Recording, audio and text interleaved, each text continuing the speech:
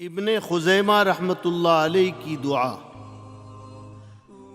پیارے بھائیوں، بہت دنوں کی بات ہے، ایک بہت بڑے حدیث کے جاننے والے گزرے ہیں جن کا نام ابن خزیمہ تھا۔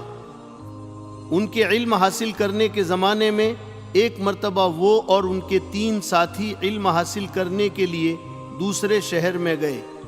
اپنے ساتھ کھانے پینے کا کچھ سامان بھی لے لیا، کیونکہ اس زمانے میں آج کل کے مدرسوں کی طرح کھانے کا انتظام نہیں رہتا تھا۔ اتفاق ایسا ہوا کہ کچھ دنوں کے بعد کھانے کا سامان ختم ہو گیا۔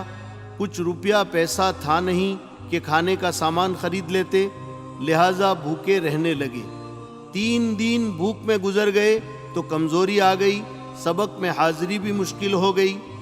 چاروں ساتھی سوچنے لگے کہ اب کیا کرنا چاہیے، تو آپس کے مشورے سے یہ طے پایا کہ ہم میں سے کوئی ایک جائے اور لوگوں سے کھانا مانگ کر لے آئے۔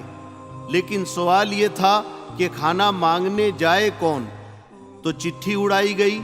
چٹھی میں ابن خزیمہ رحمۃ اللہ علیہ کا نام نکلا۔ ابن خزیمہ نے کہا، یہ کام مجھ سے نہ ہوگا کہ کسی کے سامنے ہاتھ پھیلاؤں۔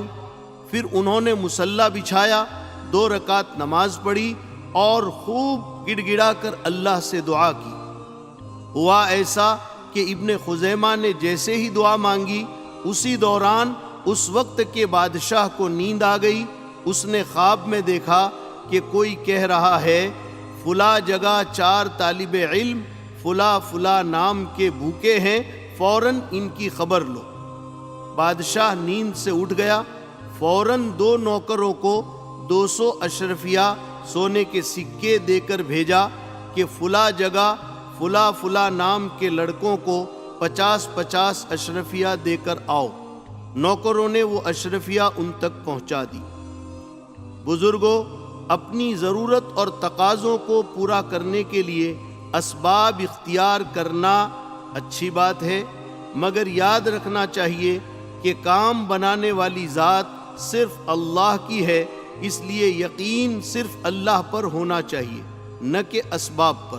لہٰذا اللہ سے مانگو، جو اللہ سے مانگتا ہے وہ کبھی نامراد نہیں ہوتا، اللہ اسے ضرور عطا فرماتے ہیں۔